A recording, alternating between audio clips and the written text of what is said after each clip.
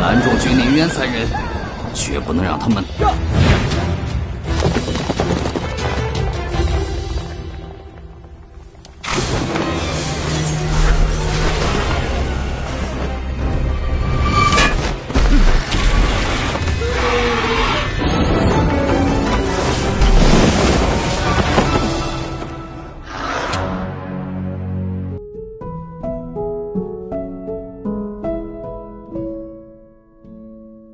Hello happy people on the world, dimanapun kalian berada, gimana kabarnya? Kali ini kita akan merekap alur cerita film Cina yang berjudul Dance of the Phoenix. Film yang mengangkat genre historical romance dan fantasi, di mana Feng Wu yang merupakan gadis jenius berbakat dan mewarisi darah Phoenix, dia diserang oleh temannya yang cemburu dengan kekuatannya dan membuat kekuatan darah Phoenix-nya hilang.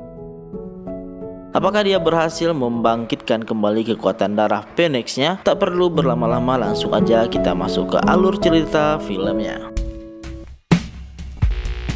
Film ini dimulai dengan menceritakan dataran Qianyuan yang sangat luas, di mana di dataran ini orang-orang berkultivasi dan orang-orang itu disebut praktisi spiritual. Terdapat sekte-sekte besar yang berkuasa. Salah satunya adalah klan Junwu, Pavilion Penglai di timur, dan Istana Beliau di sebelah selatan. Semua sekte tersebut merupakan sekte yang mencintai kedamaian, namun tidak dengan Istana Anye di sebelah barat. Mereka selalu memberontak dan tidak akur dengan sekte-sekte yang membelah kedamaian. 30 tahun lalu di dataran Qianyuan ini terdapat banyak monster jahat. Mu Jiuzhou, praktisi spiritual yang terkuat, memimpin bawahannya untuk mengalahkan seluruh monster jahat itu dan membuat pembatas alam. Setelah itu, Mu Jiuzhou meninggalkan dunia fana dan berkultivasi dengan sepenuh hati. Saat ia hampir menjadi dewa abadi, tiba-tiba malapetaka terjadi dan dia menghilang entah kemana. Di saat yang sama lahirlah Feng Wu dari klan Feng. Feng Wu adalah orang kedua yang memiliki darah burung Phoenix sejak lahir, setelah Mu Jiuzhou di dataran Qianyuan. 12 tahun kemudian, secara tidak sengaja Feng Wu memungut sebuah cincin spiritual, dan karena itu dia bertemu dengan Mu Jiuzhou yang setelah kultivasinya gagal berubah menjadi roh yang mengembara. Lalu Mu Jiuzhou langsung mengangkat Feng Wu menjadi muridnya. Namun Mu Jiuzhou mengingatkan Feng Wu untuk merahasiakan hal itu dari orang lain. Setelah diangkat menjadi murid, kekuatan spiritual Feng Wu meningkat pesat dan ia pun semakin dikenal di dataran Qianyuan. Tapi juga karena bakat kultivasinya yang luar biasa, membuat orang-orang di sekitarnya merasa iri padanya. Zhuo Qingluan mengambil darah burung Phoenix Feng Wu lalu membunuhnya.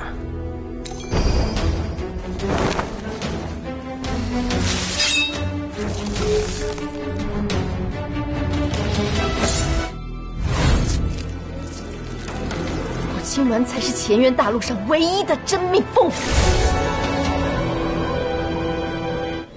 Tiba-tiba seorang gadis dari dunia modern masuk ke dalam dunia kultivasi dan tubuh Feng Wu. Lalu Mu Jiuzhou datang dan menyelamatkannya. Dia juga menyadari orang yang berada di tubuh Feng Wu adalah orang yang berbeda. Mu Jiuzhou lalu memerintahkan orang yang berada di tubuh Feng Wu untuk menjalani hidupnya sebagai Feng Wu dan mengembalikan kekuatan spiritualnya agar dia bisa kembali ke dunianya. Karena kekuatan spiritual Feng Wu yang telah hilang, Mu Jiuzhou memberikan darah burung Phoenix-nya kepada Feng Wu. Mu Jiuzhou juga mengingatkan Feng Wu untuk meminum buah peri yang dibuat menjadi pil pemulih spirit tingkat 9 dan dia pun menghilang.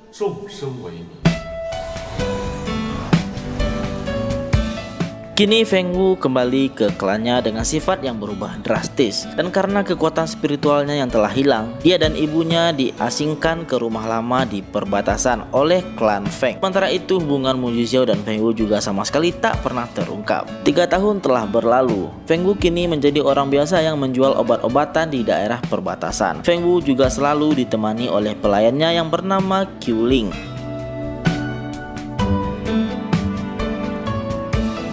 Kemudian kita diperkenalkan dengan Pangeran Jun Linyuan. Dia merupakan putra mahkota kerajaan Junwu dan di sini dia juga sedang mencari buah peri bersama kedua sahabatnya Xuan Yi dan Feng Sun. Mereka dihadang oleh pasukan istana Anye yang menghalangi mereka untuk mendapatkan buah peri itu.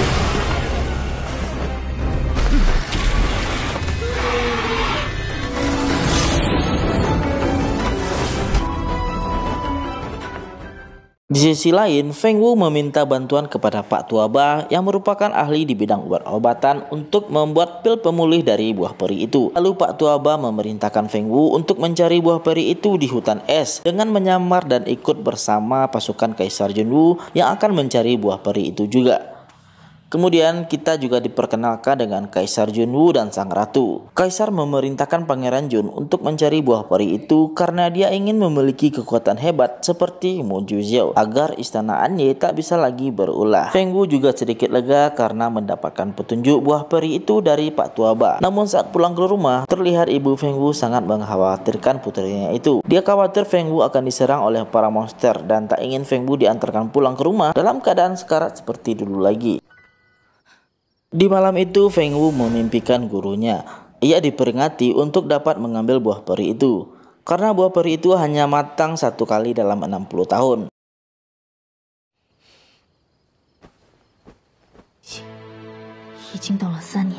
Besoknya, Feng Wu langsung mengajak Qiu Ling untuk menyamar dan pergi ke kedai Yun Lai, di mana di kedai itu merupakan tempat pemberhentian terakhir para praktisi spiritual sebelum masuk ke hutan es. Di kedai itu, Feng Wu mendengar orang-orang sedang menggosipkan tentang dirinya. Ternyata 3 tahun lalu Feng Wu dan Pangeran Jun adalah tunangan. Namun pernikahan mereka dibatalkan karena Feng Wu kehilangan kekuatan Phoenix-nya. Meski begitu, Feng Wu yang mendengar itu terlihat biasa saja karena dia tak mengingat hal itu sedikit pun. Di kedai itu juga ada Mu Yao dari istana Biluo. Tiba-tiba seorang pengemis datang meminta uang. Lalu Mu Yao memberikan koin kepada pengemis itu agar dipuji oleh orang-orang di sekitarnya. Entah karena apa, tiba-tiba pengemis itu pingsan. Tapi Mu Yao yang merasa jijik hanya membiarkannya saja. Feng Wu turun tangan membantu pengemis itu dengan memberikan pengobatan dengan teknik jarum perah. Melihat itu, Mu Yao bereaksi tak percaya karena teknik jarum itu hanya bisa dilakukan oleh Mu Zhuo sang legenda. Mu Yao bahkan meremehkan Feng Wu yang hanya orang desa biasa. Namun Feng Wu tak menghiraukannya dan tetap mengobati pengemis itu. Lalu Dewi Zuo datang menghentikan Mu Yao yang kasar. Ia juga langsung mengobati pengemis itu, namun belum sempat dia memberikan obat, pengemis itu sudah sadarkan diri karena pengobatan yang diberikan oleh Feng Wu. Semua orang di kedai itu pun mengira Dewi Zuo lah yang mengobati pengemis itu. Lalu tiba-tiba kedai Yulian diserang oleh monster elang awan api raksasa. Semua warga pun dibuat kabur.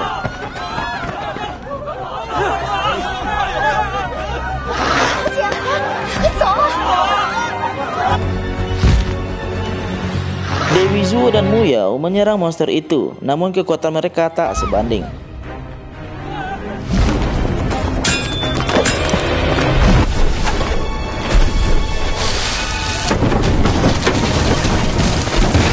Bahkan perisai hitam khas milik istana Biluo tak mampu menahan kekuatan monster elang.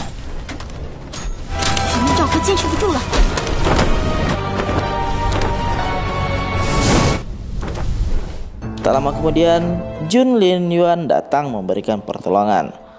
Sedikit dramatisasi pun terjadi. Saat Jun akan mengeluarkan pedangnya, Feng Wu malah mengira Jun akan merangkul tangannya.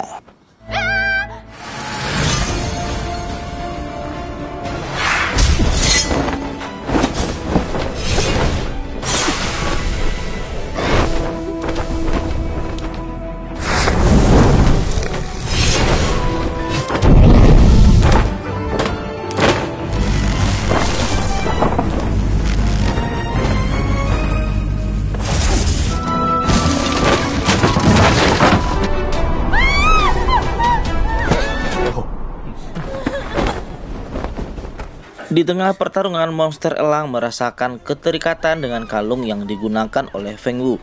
Lalu monster elang api raksasa itu kabur dengan membawa Feng Wu. Pangeran Jun lalu pergi untuk menyelamatkannya. Feng Wu dibawa oleh monster elang itu ke sebuah tebing tinggi.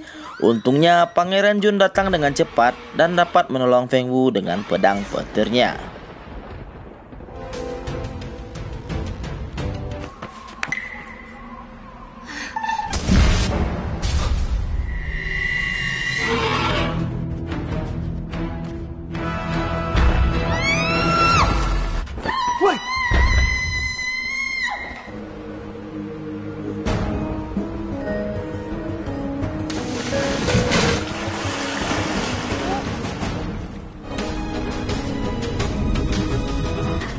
水里居然是个废柴。